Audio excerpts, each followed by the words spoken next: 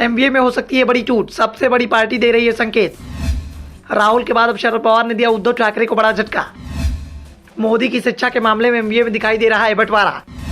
पवार बोले, मोदी डिग्री के चलते नहीं जीते चुनाव। नरेंद्र मोदी की डिग्री के मामले में एक बार फिर से उछल गया है। दिल्ली के सीएम अरविंद केजरीवाल ने सबसे पहले नरेंद्र मोदी की डिग्री को लेकर आरटीआई लगाई थी।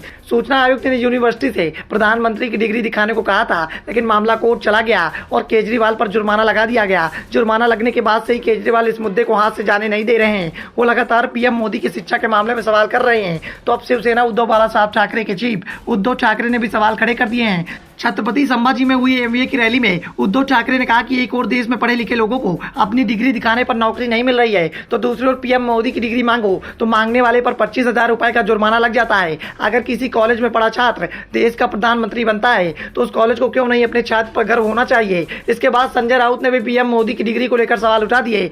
संजय राउत ने कहा था कि ऐसा क्या है जिसे छिपाया जा रहा है। अरविंद केजरीवाल ने तो विधानसभा में बिना नाम लिए पीएम मोदी को अनपढ़ तक कह दिया। वो लगातार पीएम मोदी की शिक्षा पर सवाल उठा रहे हैं। उद्धव ठाकरे का साथ मिलने के बाद से ही इस मामले में एक सहयोगी भी उन्हें मिल गया है, लेकिन उद्धव ठाकरे का विरोध अब महाविकास अघाड़ी गठबंधन में ही होने लगा है। महाविकास अघाड़ी गठबंधन को बनाने वाले एनसीपी चीफ शरद पवार के भतीजे और विधानसभा में नेता विपक्ष अजीत पवार ने ही इस विवाद को बेकार बता दिया। उन्होंने कहा कि पीएम की शिक्षा पर हम सवाल करके क्या हासिल कर लेंगे। अजीत पवार ने सवाल किया कि 2014 में क्या लोगों ने प्रधानमंत्री को डिग्री के आधार पर वोट दिया था, या उनका व्यक्तित्व था जिसने उन्हें चुनाव में जिताने में मदद की। प्रधानमंत्री नरेंद्र मोदी के द्वारा 9 साल से देश का प्रतिनिधित्व किया जा रहा है। अब उनकी डिग्री के बारे में पूछना सही नहीं है। हमें उनसे महंगाई और बेरोजगारी जैसे मुद्दों पर सवाल पूछने चाहिए। अगर हमें उनकी डिग्री पर सफाई मिल जाएगी तो क्या महंगाई कम हो जाएगी? क्या उनकी डिग्री के बारे में जानकर लोगों को नौकरी मिल जाएगी? डिग्री विवाद से एनसीपी ने खुद को तो अलग कर लिया और ये भी साफ कर दिया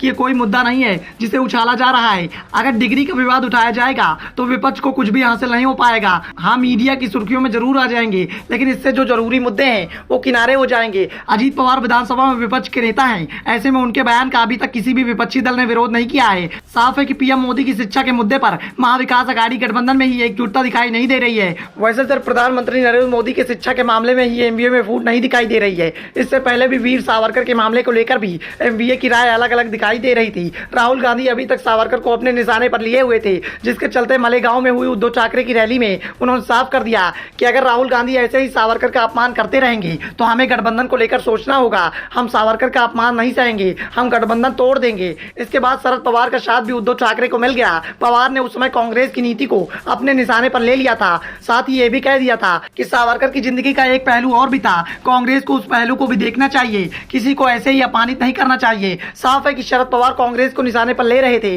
तो उनके भतीजे अजीत पवार के निशाने पर शिवसेना आ गई। ऐसे में इस बात के संकेत अभी से मिलने लगे हैं कि कहीं महाराष्ट्र में कुछ बड़ा होने वाला तो नहीं है।